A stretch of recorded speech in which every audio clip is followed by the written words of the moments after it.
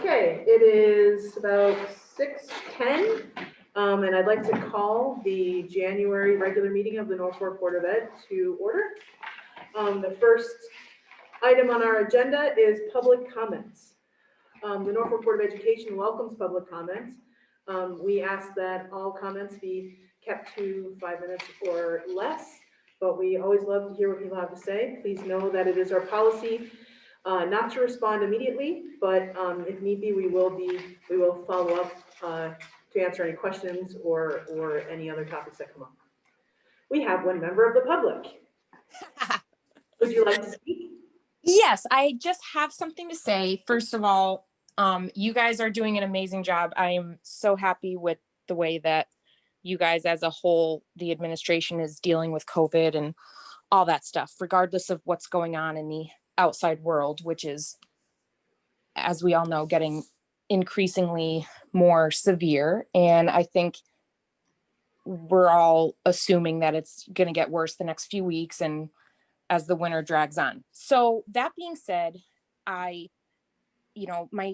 both of my kids are in person. However, if things like get really crazy and I really feel like I'd like to keep my kids home for a few weeks, even though none of us have been exposed or have the virus, like I can, as long as I give you guys a solid week notice, I'm able to go distant learning. I just want to firm that up. If that's, I know you guys don't want to do distant learning if you don't have to, but I don't know. If I feel like I had to, like, would I have to have the virus or be exposed in order to go distant learning? That's, yeah. Okay, well, Jenna, I really appreciate your comment today. As I said, during our public meetings, it's our policy not to respond directly, but we will make sure to get back to you after the meeting so that we can, address your concerns, to you and make sure that everybody understands what the policy is. Okay, thank you so much. Thank you. Thank you. Thanks very much. I hope that you stay and enjoy our meeting with us. I will. I understand if you have to also be making dinner at the same time. Or just so you know. Don't get the virus through. Trying so hard. Thank you. Thank you very much. Okay, seeing no other members of the public here, we'll move on to the approval of the minutes of the regular meeting of December 1st. Everyone get a copy of the minutes and have a chance to review them.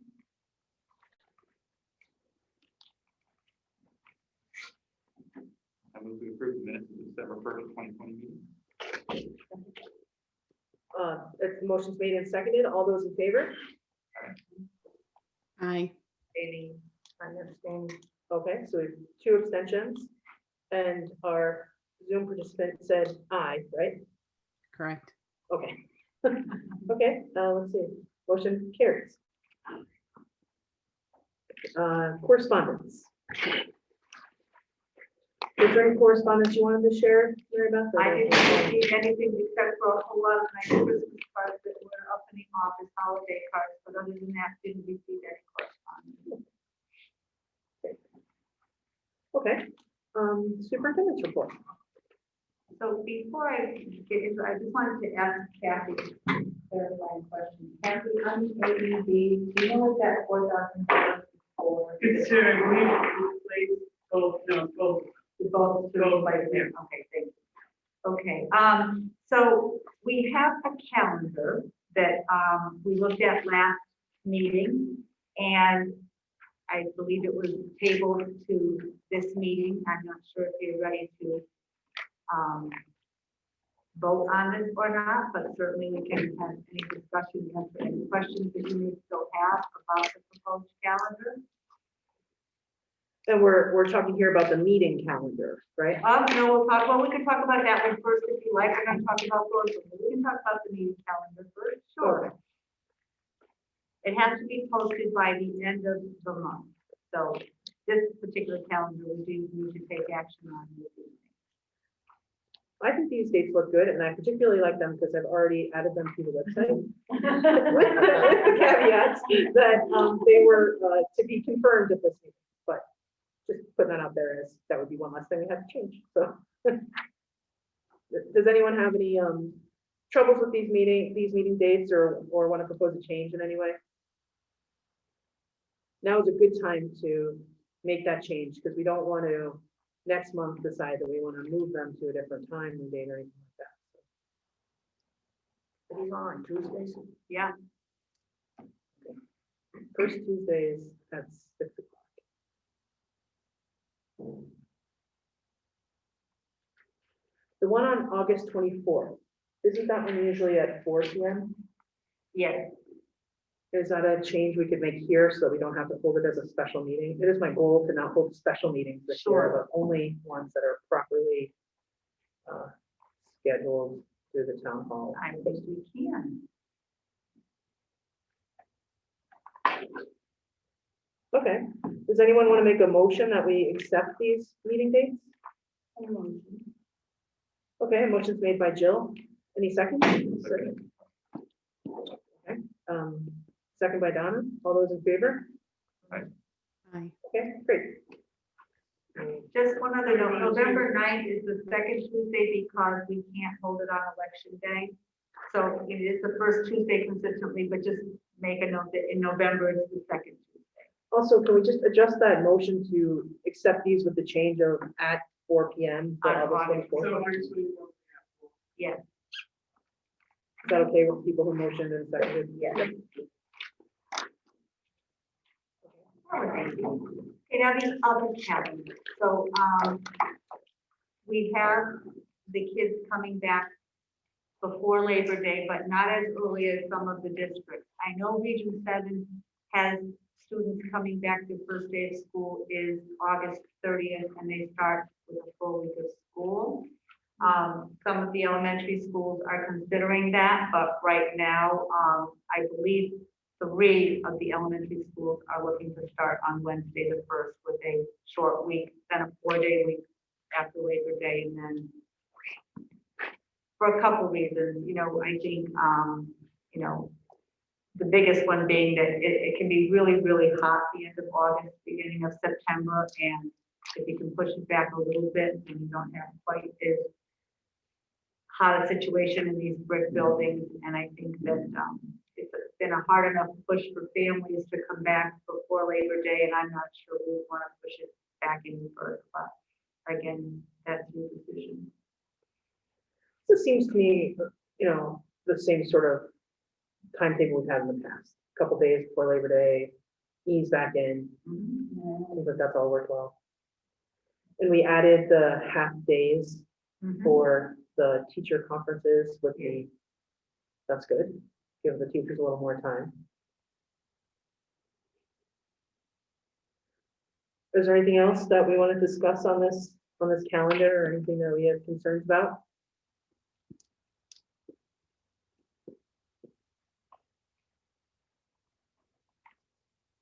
Okay, well then we're looking for a motion to approve this calendar as well. I move to accept this calendar. Okay, second? I'll second that. Okay, any discussion?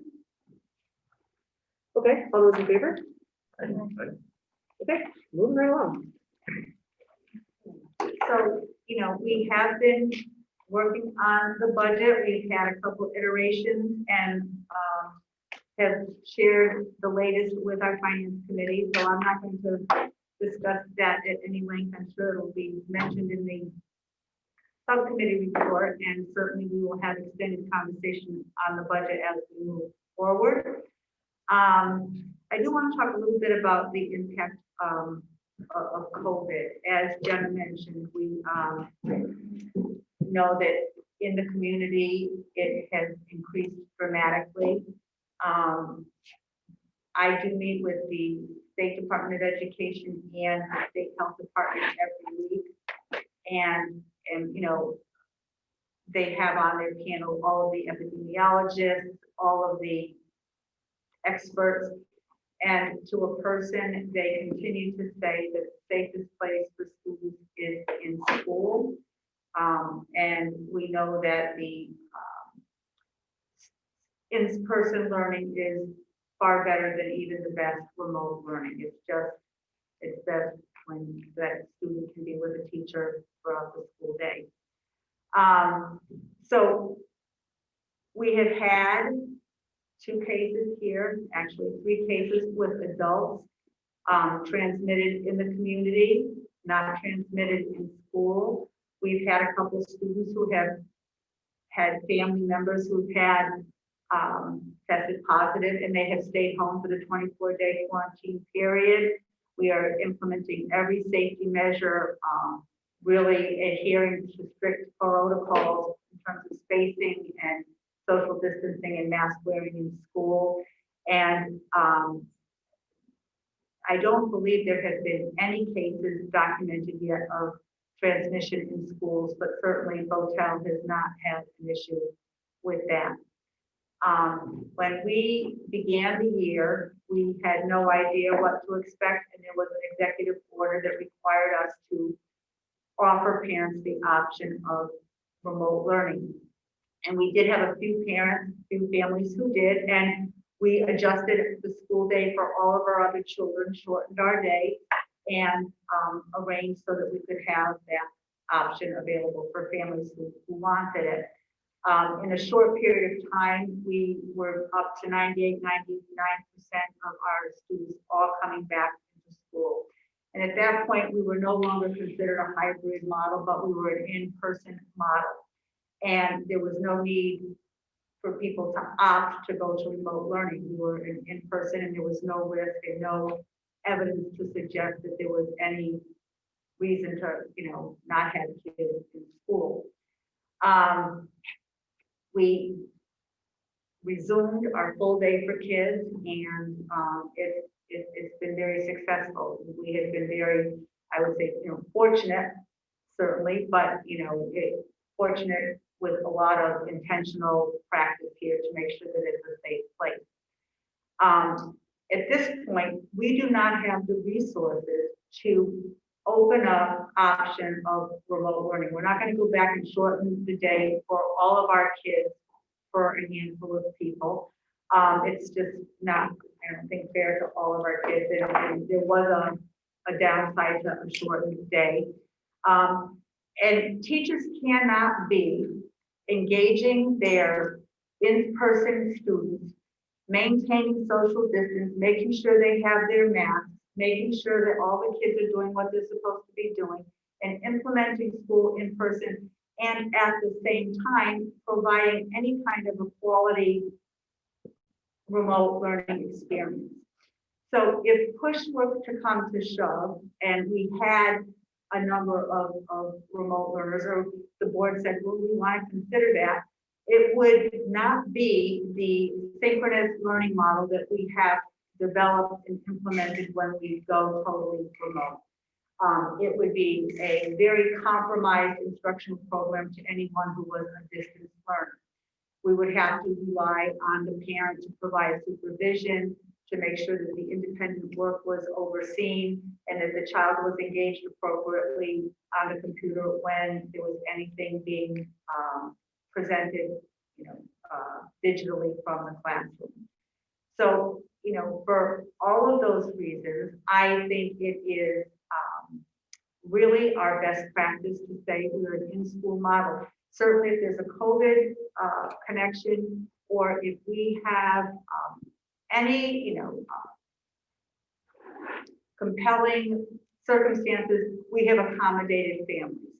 If there's any indication of any risk at all, we have been providing remote learning. So with the numbers, because there've been so few students who have had to isolate, or so few cases where there might be some risk where parents felt that they should keep their kids home, we have accommodated them and we're able to handle a handful of kids.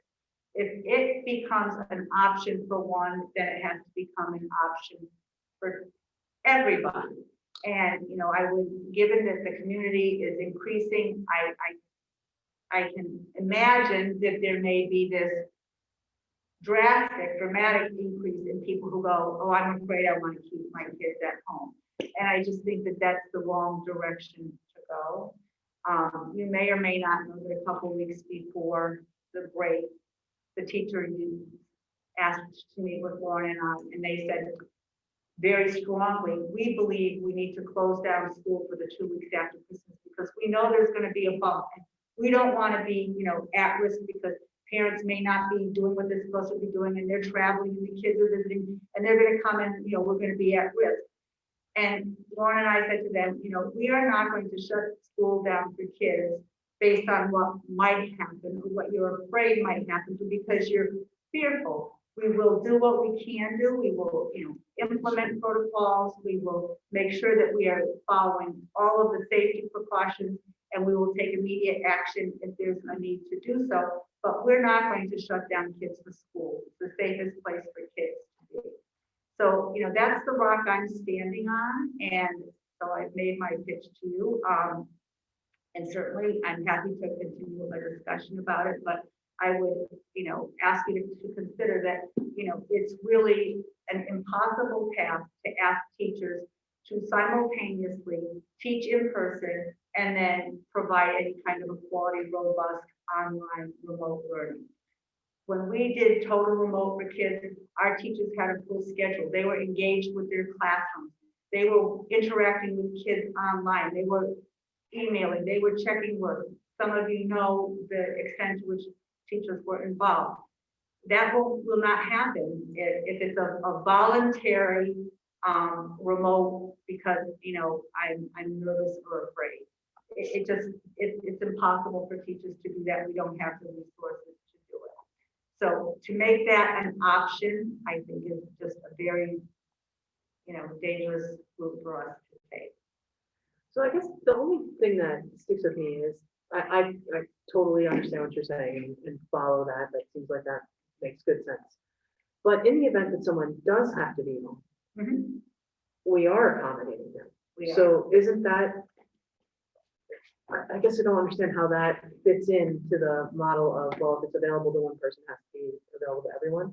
Or is the idea, it's just like if you had broken your leg or had some serious operation and you had to stay home and we would send homework? It just, is that what you mean? So, right, and it's few and far between. So if the teacher has one student who's remote and they can set things up so the student can engage, again, it's still going to be, incumbent upon the adult at home to make sure that the child is engaged in the computer part of it and to follow up. But the teacher has some planning time in their day and they can check in with that child. They can provide feedback. They can, interact. They can't do that if they've got 7, 8 half their class. So again, we can't predict what the numbers are going to be or where they would be. So you could, have one teacher that has no remote learners, no problem. And then you have another teacher who has half a dozen, and that teacher is now expected to be somehow interacting and, doing all of the over and above. So it's just, if the numbers increase at all significantly, it's not going to be doable. And once you open that up, you have no way of knowing how many kids there would be. I see. So the policy is essentially, if there is a specific reason, if there is a particular risk that you are in or you have been exposed to, then that qualifies for allowing you to not be marked absent. Because that's the big, that's the big difference, right? Because I suppose you can always keep your kids home, they'll be marked absent, truants, and then you go through those pieces. But you'll be have an excused absence. Is that how they're counted? What is it? How do they count those kids who are staying home because they're in quarantine? They're marked in class. They're marked present, yes. Okay. Yes. And they get homework sent home as if they were sick. Yes, Right. they get assignments online, they get feedback from teachers, and again, when our kids were all remote throughout the spring, we did a really great job of providing a robust virtual education for our kids. I just don't want parents to think that that's what their kids are going to get when we are in basically almost all in-person models, and then there are, handfuls of kids at home. It just won't be the same. And some parents, they're just going to be able to do a much better job of, supervising and supporting and helping their kids when they don't understand. It's not the case for all kids. And so it worries me, when parents say, they have a general worry because it's out in the community. And so they want to keep their kids out of school, which is the safest place, and keep them home out of, because they're afraid of something that is not substantiated by any real reason. So I love to accommodate parents and be able to do, what they ask us. In this case, I just think that for the majority of kids, it would be more detrimental for them to be out of school for a period of time than any risk of being in school. And again, Lauren and I have said to teachers and to our staff, at the first sign of any risk here, we would be prepared, we would shut down in a heartbeat. But there is no evidence or any reason to suggest that we should be shutting down for anybody. So to try to run a remote program and maintain a high quality in-person, what are we going to be?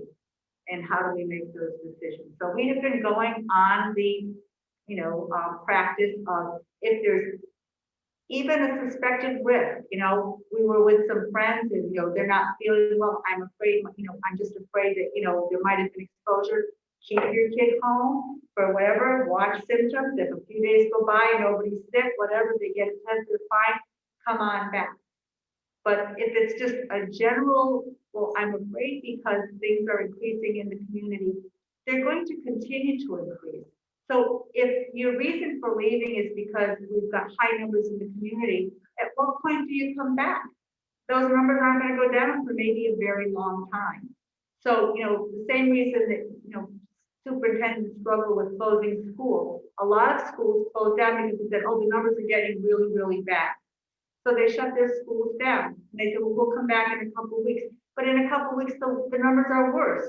So, how do you say, okay, it wasn't safe and we shut down 2 weeks ago because of the numbers, but now the numbers are higher, but it's okay to come back. You need to have some sense of, rational, logical reason for why you're doing what you're doing. So again, if our parents say, I want to take my kid out just for a couple of weeks because I'm nervous, there's a very good chance that in a couple of weeks, it's going to be worse out there. So at what point and on what, reasoning do you make the decisions to pull them out and pull them in? Okay, so the threshold is that there has to be significant risk or reason for quarantining, and that generalized anxiety is not enough to justify the stress that it puts on the teachers, the classroom, and the child's education. Okay. I wanted to ask you about that you said a 24-day quarantine period. Is that what you said? So for young children who can't, so here's real life situation. We have students, a parent is positive. So the parent is contagious for 10 days. If that parent cannot isolate because they're taking care of the child, that child is with the parent for that 10-day contagion period. After day 10, on day 11, now the parent's not contagious, but the child could exhibit symptoms for up to 14 days. So you have to start the 14-day quarantine at the end of the 10-day contagion period. Am I getting this all right, Don? You follow me? I'm good. So now it's 24 days.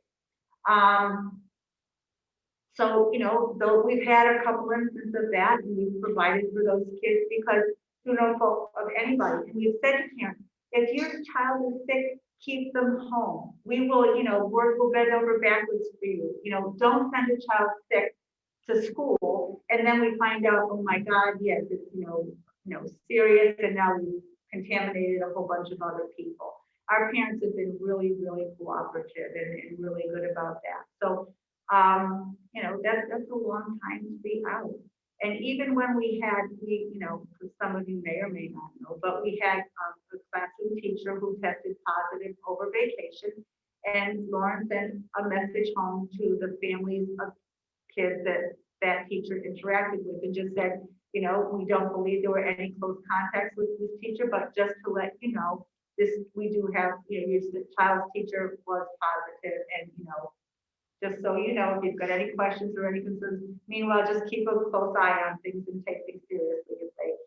We had a parent who contacted us and said, you know, my child is in that class and I just, you know, I know they want to close contact, but I feel very, very nervous and concerned about the fact that my child was in that classroom with that teacher. And I would like to keep my child home for a certain period of time to make sure that they're not sick. And we said, fine, you know, we can bend, we can be flexible enough because there's some basis there, you know, the parent had a child in a classroom with a teacher who became positive a couple days into vacation. So yes, you know, we see that as a legitimate concern, as opposed to, as you said, a generalized anxiety, because again, when are we not going to be anxious? You know, probably not until everyone's had a vaccine and the community. It looks like the curve is flattening in Connecticut, but it's going to be a while before we, I'm sorry, a while before, you know, we see the numbers that we did in the summertime. Yeah.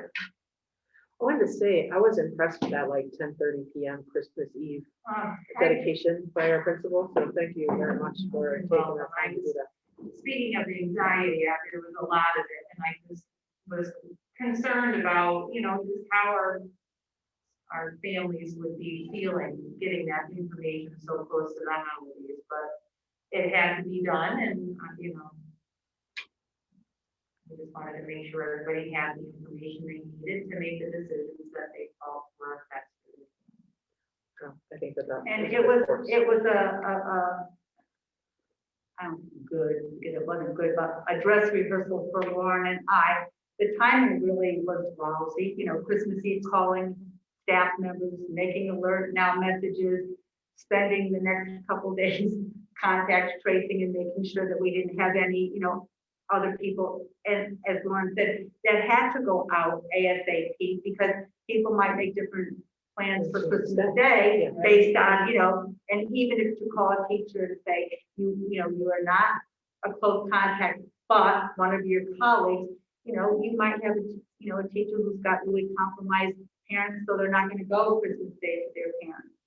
And then, you know, the next week, you know, on the phone with the health district and, you know, making sure that every step we took was appropriate, that there was nothing else that we had to do. But really, you know, Lauren and I will do absolutely anything, anytime that we need to do to keep people safe. So I wouldn't want anyone to think that, oh, you know, I'm sitting here saying, oh, you know, I don't care if you're not, if you're afraid, or I care deeply, but I believe in my heart of hearts that it's really the best place to be for kids, unless there's really a reason why they shouldn't be here. Does anybody have any other questions about that? I have an opinion about it, and I don't know when it's an appropriate time to discuss, so, we'll leave it for now. For sure. Yeah. Well, we talked about it's in it. the report, and it's on the agenda, so Yeah. feel free to have, you know, voice of opinion. I've absolutely just spent 15 minutes opining myself, so please. I mean, I hear what you're saying and I understand it, and I think that you guys have a really stellar record in providing high quality remote instruction. And I do feel as though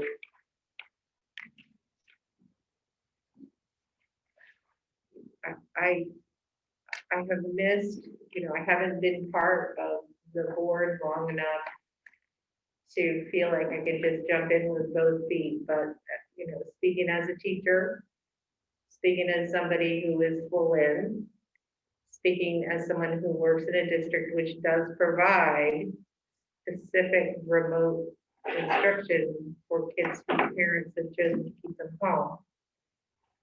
It's difficult for me to hear that you guys and, you know, I'm just hearing this for the first time, so it's difficult for me to process it without getting sort of an emotional involvement. I feel, you know, there are teachers who are exposed, and you're absolutely right. There is no evidence to suggest that there's any school-based contagion going on at all. I don't think there have been any cases at all that have been documented, at least in Torrington. And as you say, definitely here as well. But and I also agree that it's not okay to have parents switching back and forth. But I do feel as though there has to be some, and you have just said that you guys will bend over backwards to keep people safe. And I feel like in schools this small, it's just really hard to be flexible enough so that you can say, yes, if you decide to keep your child remote, then they're going to stay remote until the end of the year. That's your choice. And by making that choice, you also accept the fact that you are not going to be allowing your child to have the face-to-face targeted quality instruction that is available where you have them be in a setting that is here. So I'm just really processing.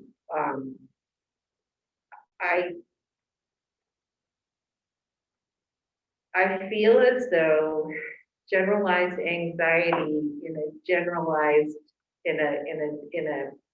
a normal, quote unquote, normal year would be a real reason to say, come on, you know. But everybody in this room knows someone who has either been horribly sick or has died, and most likely all of us know someone who's died. And I understand that this is more than just generalized anxiety, and I feel like somehow we should be able to offer some sort of flexibility that doesn't then open the floodgates to everybody. And I don't know how to do it, so there you go. I just feel like as a teacher, and you know, you have people throwing up on you, you have children, you know, taking their masks off just to cough and sneeze, you know, so you have the things that you find on the desks at the end of the day, you just don't even want to mention, but I mentioned them. So I just feel like we are at a much higher risk, which is why we're likely to get, you know, we're 1B and we'll get our shots, whatever. But I feel like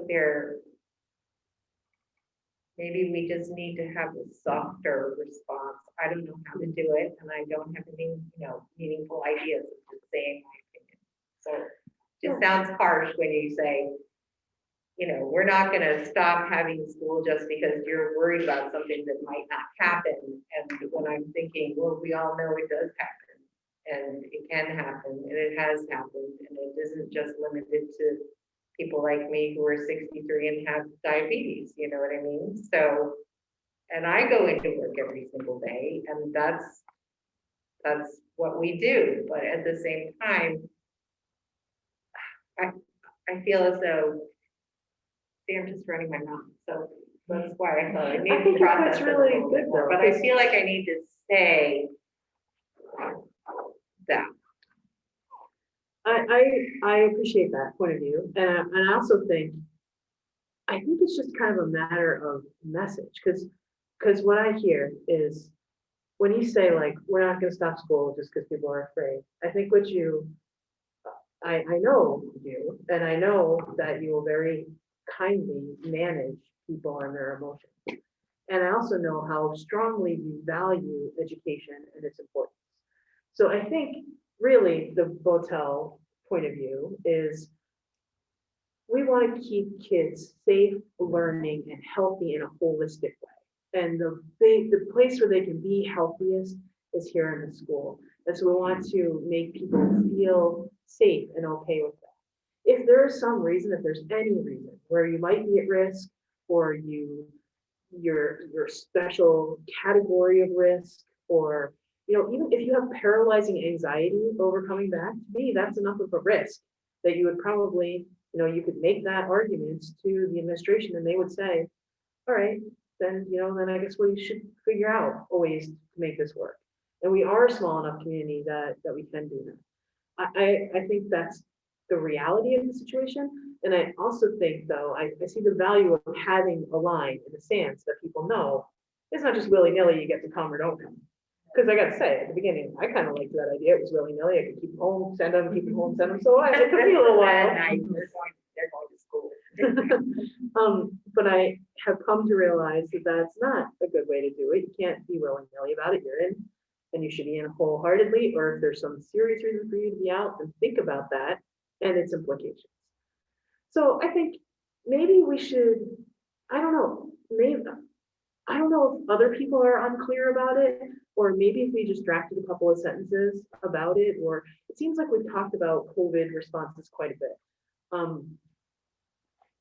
Maybe, do you guys think it'd be helpful as a board? Would it be helpful for us to put out another piece that says, we realize that cases are going up in the community and we are ever diligent in how we're handling it here in the school. We care for our community, we care for our students, and we're doing everything we can. Know that they're as safe as they possibly can be here at the school. If you have some extenuating reason for needing, or please know that if you have to quarantine, that there'll be we're here to support you, something like that, so that it doesn't seem so accessible, but that it is an option that people know that they can quarantine or that they should. That 24-day period thing, I feel like, is not something I knew before. So I think that could maybe be put out there. So, and if I could just, it's a risk of sounding defensive, because I know that can sometimes happen. So this is a board business meeting, and so the way that I Sure. talk to you and present these Of course. things is different. So like, if I had a parent who, one-on-one, and that's why I have Lauren here, like by my side, she's like, the good twin, and I use her softened messages all the time to make sure that they're not coming across as harsh. But, when these things happen and a parent were to call one of us and talk to us, we would deal one-on-one with a parent in a very different way. But what I'm trying to do is establish an understanding and a consensus among the board that this is kind of where we stand and the goal that we have. And at the same time, understand that when I'm interacting with parents, or that we're interacting with parent concerns, if they were to come to us, it's going to look and sound a lot different than when I'm talking, as a matter of policy of the business meeting. That makes good sense. Thank you. Okay. So do we think do you guys have planned any other COVID communication right now? Is that that's a kind of cool phrase, COVID communication. Well, we're COVID communicated out for a little bit, but I don't know about one. I didn't have anything on the immediate radar. I didn't either, but I sent, a communication out to staff today, and it got me thinking that maybe it would be helpful to have a consistent, every Tuesday, a message goes out to families just to update them on, how things are, any new information, how everything's going at school in general terms, but maybe that would be a helpful, next step, because I do think that the level of anxiety has risen in the community, in school. Which I think is to be expected when you have a positive case come so close, to home. Yes. So that might be a good next step that I'm, completely willing to do. We get such constant communications from the high school and middle school.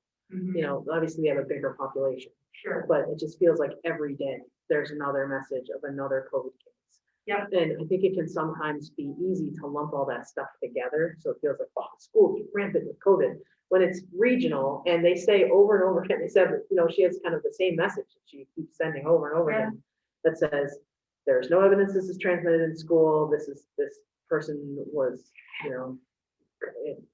contracted this outside of school and that kind of thing, but the repetition of that message is helpful, that, that the school being And safe. I received, that same message from my kids' school too, Yeah. because they're at a big school and there's a much greater frequency in which there are cases, and it's reassuring to hear that there were no close contacts and it was not a case that was spread within the school community, but rather the larger community. And the superintendent sends out a weekly message that just kind of updates the, parent population on how things are going, relative to COVID in general. So again, that if, Mary Beth and I can certainly talk about that and see if that's something that the board would like us to do, I I think thought that, that it was a good time to touch base again about COVID and try to ease people's concerns. yeah, I think we've been embedding a lot of messages either in the newsletter or, in separate, but if, sometimes it's nice to have the, expected communication come with some consistency. Well, thank you for spending all that time and talking with us about it. Now moving right along, to principal's report. Sure.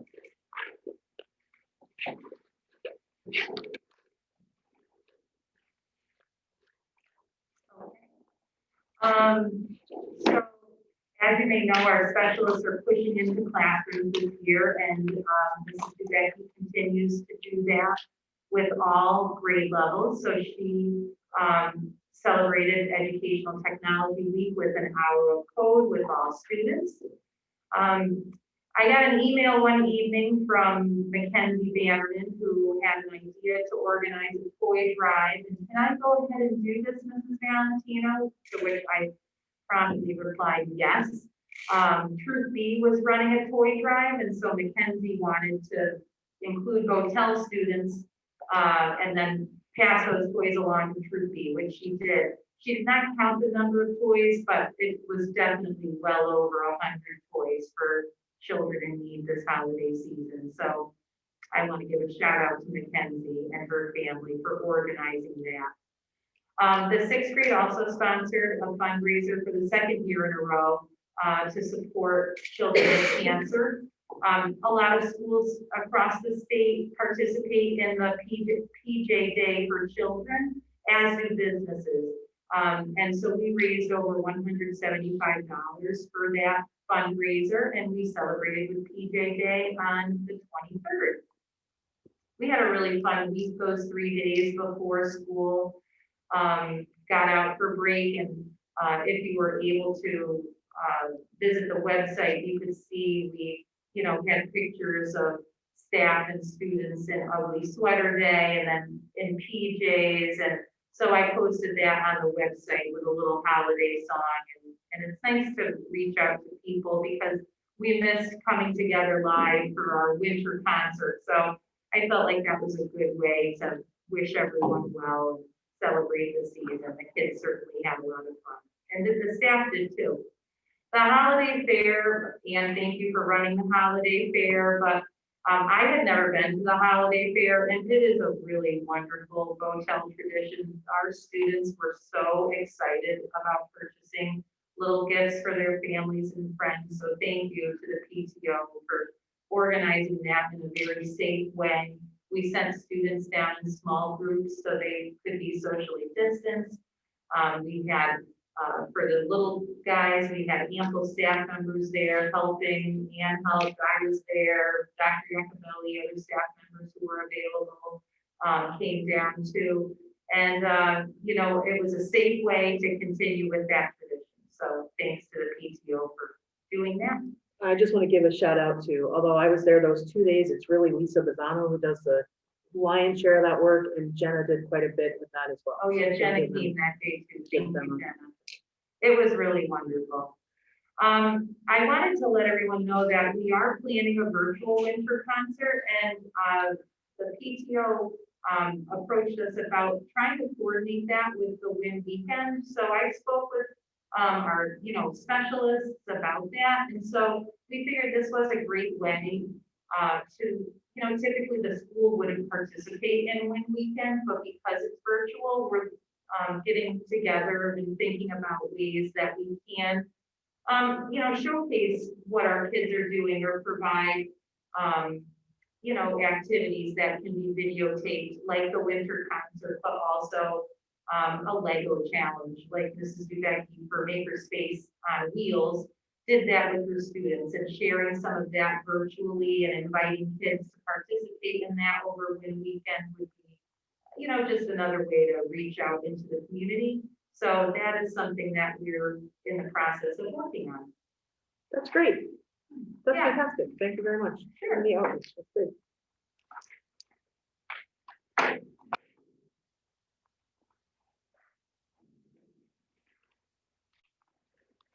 Okay, standing committees. I'm sorry, are you all finished, Lauren? Yes. Oh, thank you very much.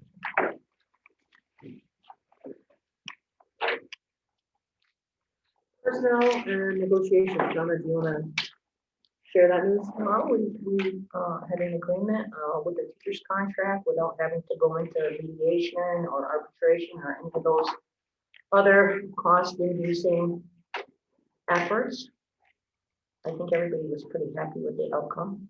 It was my first time being involved in that sort of thing, and I was found it fascinating. And I think all in all the right things were happening. So thank you very much to everyone involved.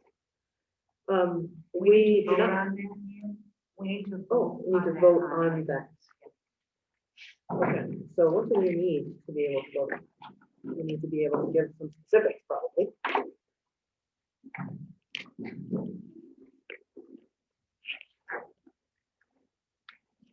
So do we need to vote on to accept the new contract?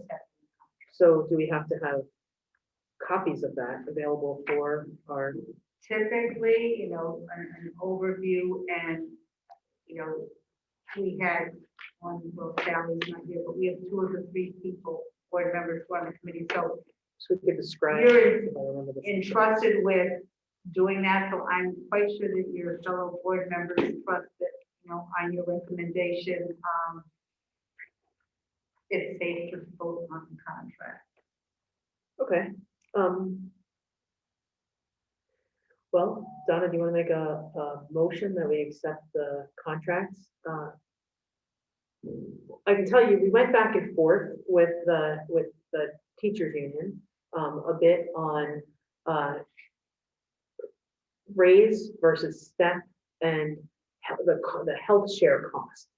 I've come to realize that, of course, those are the things that you always talk about, I suppose, at these contract meetings. We also spent some time with the good advice of our lawyer to clean up some of the contract language. There were some antiquated pieces and there were some parts that really didn't make any sense or were misleading. So we cleaned that up quite a bit. We simplified one of the steps, right? We took out one of the steps. I wish I had this in front of me so I could tell you very precisely, but the payment chart has all these different steps for people who, as they go along. We have and they also have columns based on how much of a degree that you have. So we had is it BA plus 15, masters plus 15, and then masters plus 30? Okay, 6 years. But those plus 15s are not so common anymore, and they just sort of complicate the structure, and we were able to eliminate that. We grandfathered on anybody who was currently in the midst of any of that, but it'll just sort of clean things up for the future, and simplify things a lot.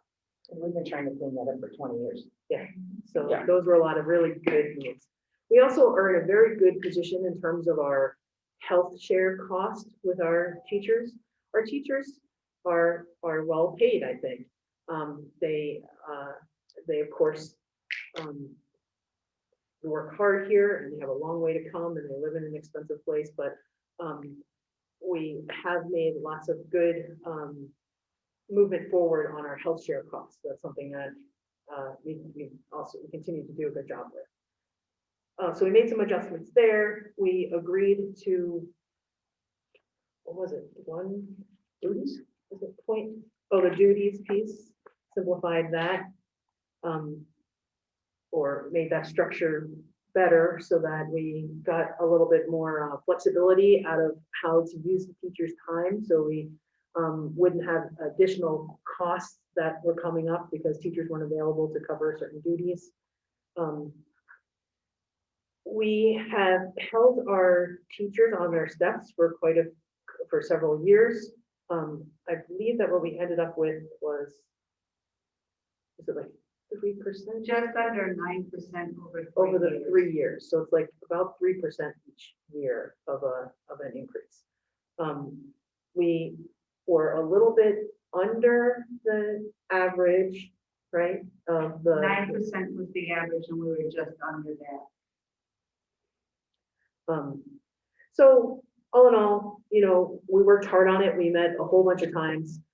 We felt that the teachers gave a lot towards what we were looking for, and we felt that it was time that they be allowed to move forward and that these raises come in line with what was happening in the world. So, our committee thinks that it's a good idea, and so we really recommend The supporting. teachers were happy. I've never been at, through a negotiation thing where at the end of it, teachers looked so happy. They were, I think, very pleased with the outcome, which is always a really good thing. This was by far the easiest and best Yeah. negotiation that I've Yeah. done. I like to think that's because I was in the room. I think There it you had to be. Another thing I thought was really good and something that, we had our board finance chair there with us, which was very nice to have them there in the room with us. And one of the things that came up and that we discussed a lot was a policy that we have or a piece of the teacher contract that allows them to be reimbursed for certain types of training or for certain education that they get that makes them more valuable teachers here. So we increased that of it so that we could, encourage them to keep doing a great job and to building their skills. And, our board of finance chair was in favor of that and felt like that was a really valuable thing to do. So it was very nice to have the support. But the courses that they take have to be in line with there's 5 areas, right, Mary Beth? I mean, they couldn't just go take a pottery course to get the credits for it. Right. Had to be math, language arts, special ed, social emotional learning, early childhood. I think those are the 5 categories. It was a really valuable experience because you got to see that the way that the superintendent, the administration looks at the pool of resources that we have and addresses, areas of need or ways to try to, just get the most value out of our assets. And we were able to make those adjustments in the contract that really brought those forward. And we're also able to hear what the teachers feel like they need to make adjustments to. And I think that everybody walked away feeling like we had done it, good by everyone. So it was good. Anyway, so we need a motion to accept the contract as negotiated by our negotiations committee. I move to accept the contract. for Okay. the 3 years. I said, Okay. Any discussion? All those in favor? Aye. Okay, great. Motion carries. All right. Our curriculum technology nominee, finance committee, John. So finance committee just met prior to this meeting, for our first meeting of this year's, or next year's budget round. So the upcoming meeting with the Board of Finance. So we saw the first draft, or an early draft of the 21-22 budget. There are a number of COVID-19 related increases. Fortunately, many of those are covered by grant funding. That's good. Our number of students looks as though it will be going down, probably to around 70 And we will have only one pre-K student, based on what we know now. So, we will be able to see a reduction in teachers and para salaries of about, $80,000. So that's not a significant decrease to the budget. The most notable single line increase is to the cafeteria services. We'll be paying at advance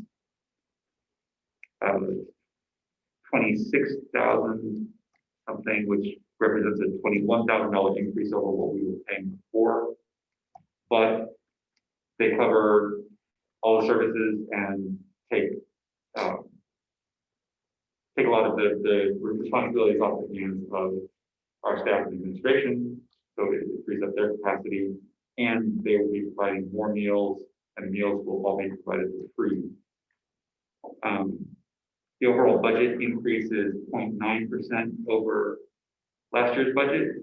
So it'll be going from 400 to 2,440,000 to 2,461,000.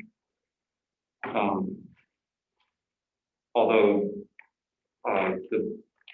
the last year that we have the budget actual from the 2019-2020 year, we returned, or we spent about $11,000 less than we had budgeted for. So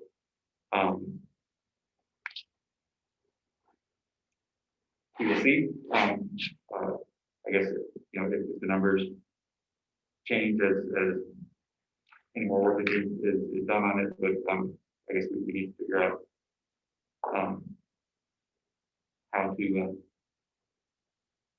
convince the Board of Finance that increase is worthwhile.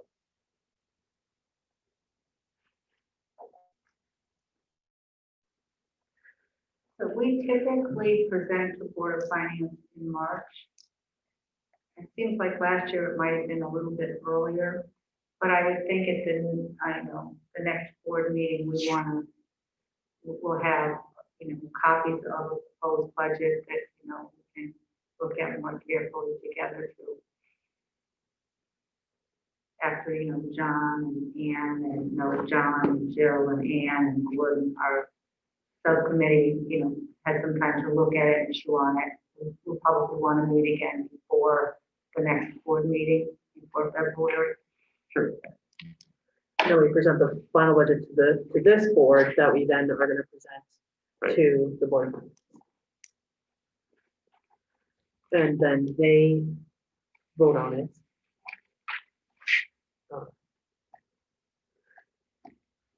In the next. Well, so the would that be the January 26th?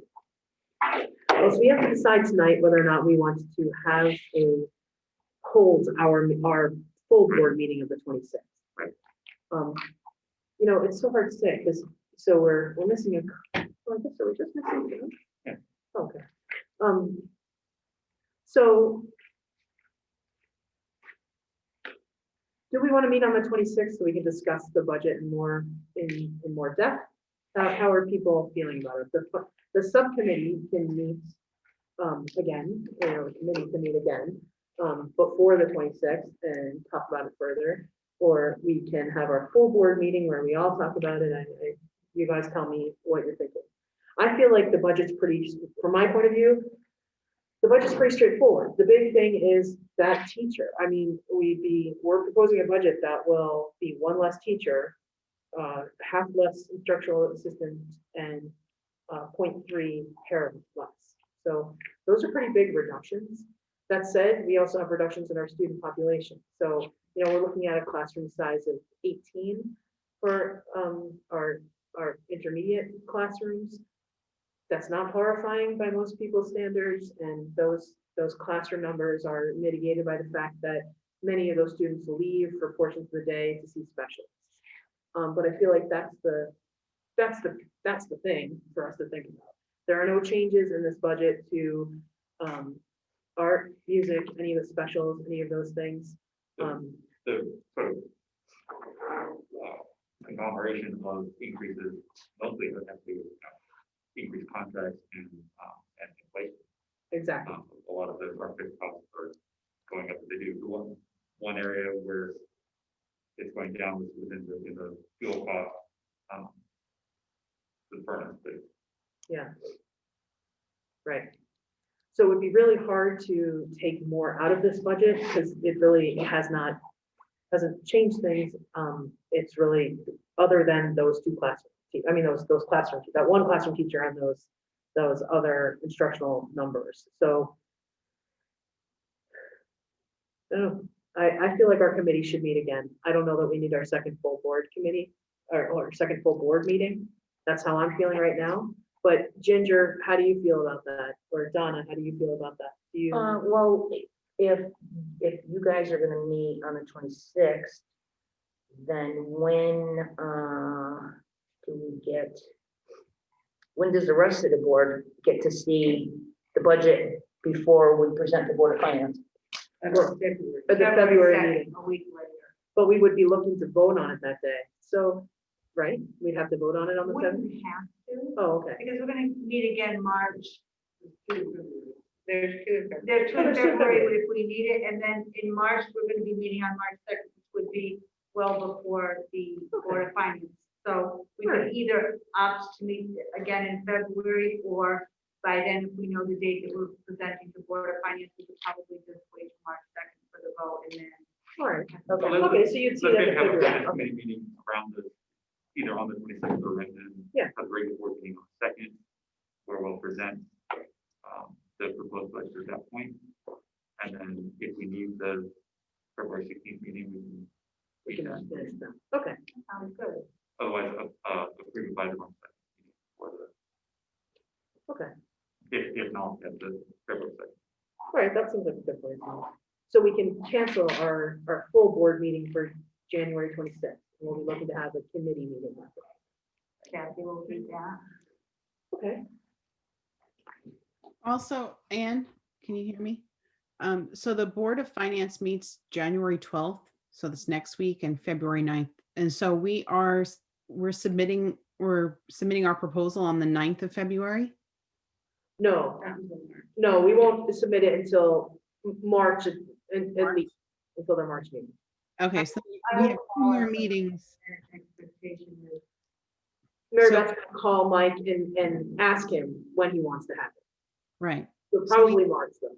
Okay, so we have two more meetings of theirs to like attend and get information from before submitting our budget, so we can get a feel of what they're also looking for as well, correct?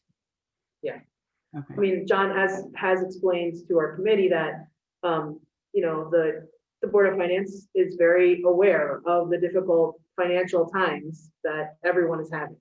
And so has talked a lot about really keeping things to a minimum. We always try to keep things to a minimum, and this budget is no different from that. And, but even with all those like changes in our teacher line, there are just increases that have to happen, that just keep going forward. So it ends up that way. Okay, ready? Are we ready to move on to policy?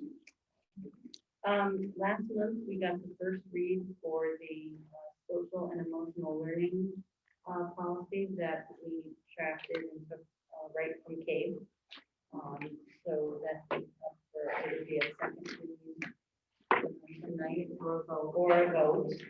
And then the other policy was the student misconduct policy, where we needed to revise the language to be sure that a loss of a privilege did not include recess or any education. That's not, loss of privileges cannot include those things. So we had to revise the language to specify that, which we did. Okay, so we're looking for either discussion or a motion to approve these changes now that we're at our second read.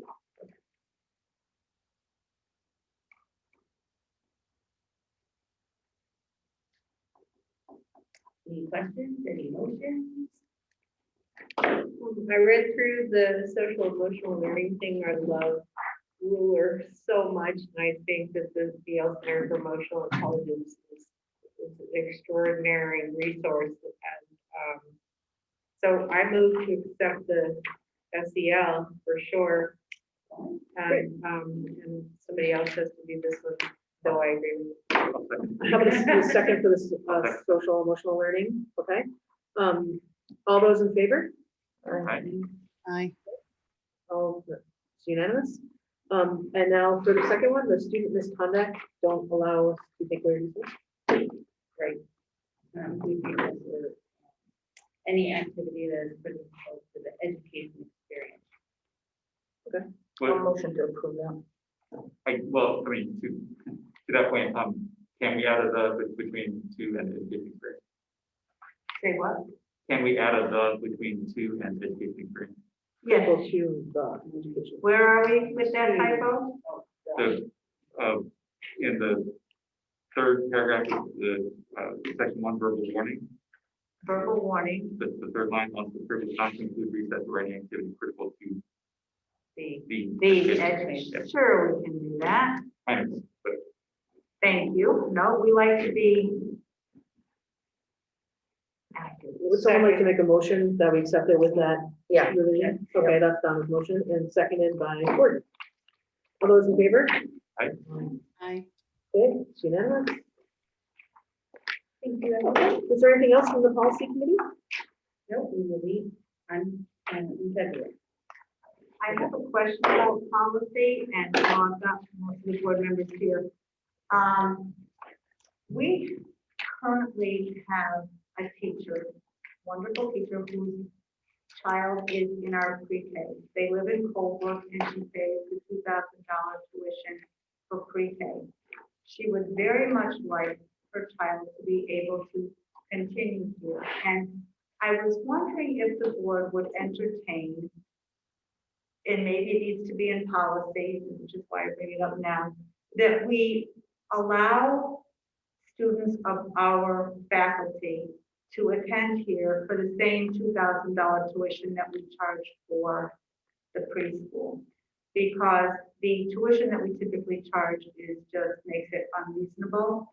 But a couple things, to have a teacher who says, you know, I think so much about this school, I want my own children to come here, is really good advertising for us.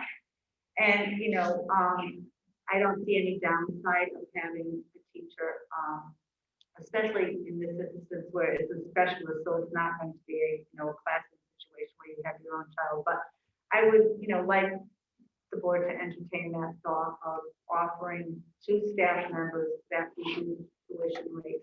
And I say the 2,000 because that's what we charge for the, you know, the Colebrook, or anyone who would want to come to our preschool. sure. I think that's a Great idea. I move that we adopt a policy of charging one of the $2,000. So do we have to go through making a policy, or can we just vote on it? I think we can just vote on it. We have a tuition policy, but we don't have any policy that talks about staff members allowing having their children attend here at a reduced rate. Could be added to that policy as like a little addendum. Okay, so that the policy committee will put that in place and we'll get that done. Do I have your Sure. permission to, off the record, tell the teacher she can plan on having her child come, and we can make plans for that child will be one more on our enrollment? Yeah, let's do that. Thank you. Good job. Aye. Are there any other teachers who want to bring their kids? Frankly, there might be. Excellent. Come on, numbers. Okay, okay, good. Caitlin and Darcy and All those little babies, they all come here. That's a great idea. And it's only gonna make their parents, the teachers longer and be more, you know, spend longer hours and be more devoted. I think that's fantastic. Okay. Health and wellness? Ginger? We're meeting tomorrow morning. Oh, tomorrow, okay. Our communications committee has not yet met, but I wonder if this might be a good time to bring up those board goals again, talking about. We talked about these at our last meeting. Oh, let's just get it up. Kathy very nicely printed them for me then. I'd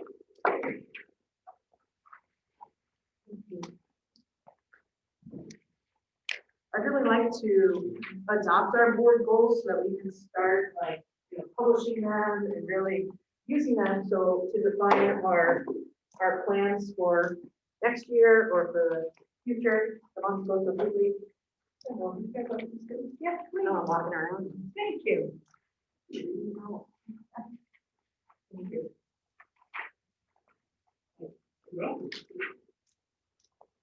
So we worked on these in November.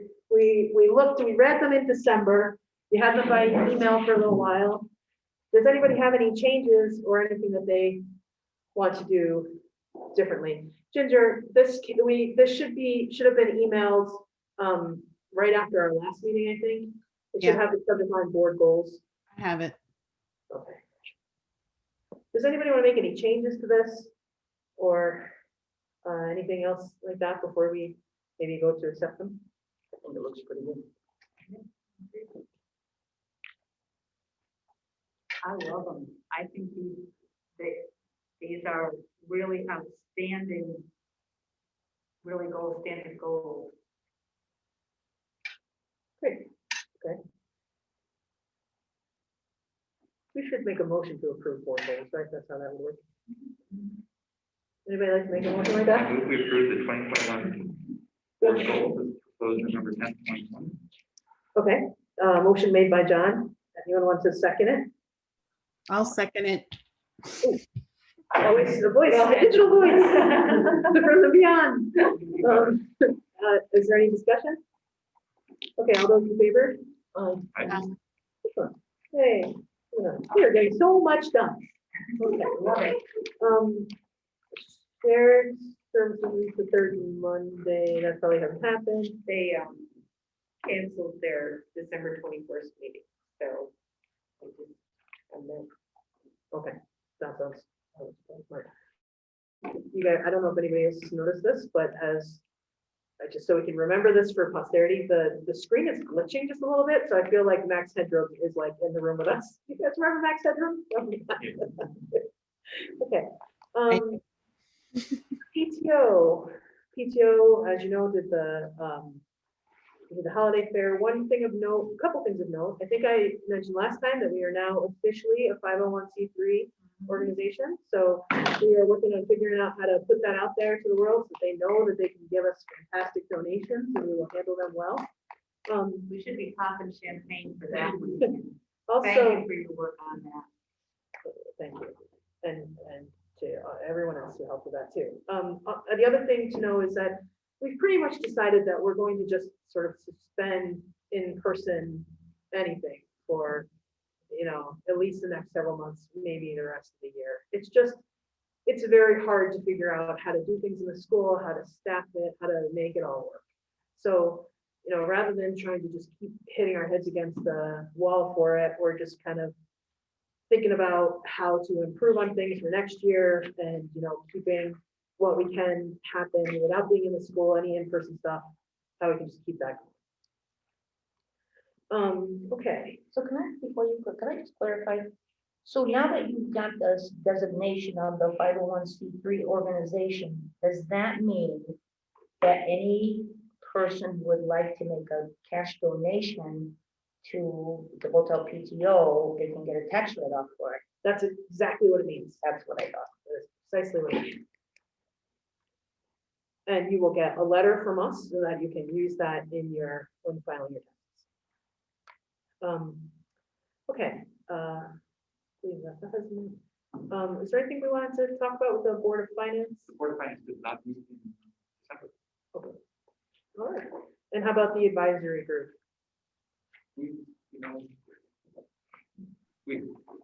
We haven't met since the COVID started. I think we were about to meet and we did and we should plan and I think that both the hotel advisory group and the board in general, I guess we can keep our eyes on what the post-pandemic world will look like and make sure that we're not falling behind. Yeah, COVID sure does throw lots of wrenches in all of our plans. I did want to also say, I am going to say this as part of the communication piece there. Go ahead, I'm sorry, did you say something, Ginger?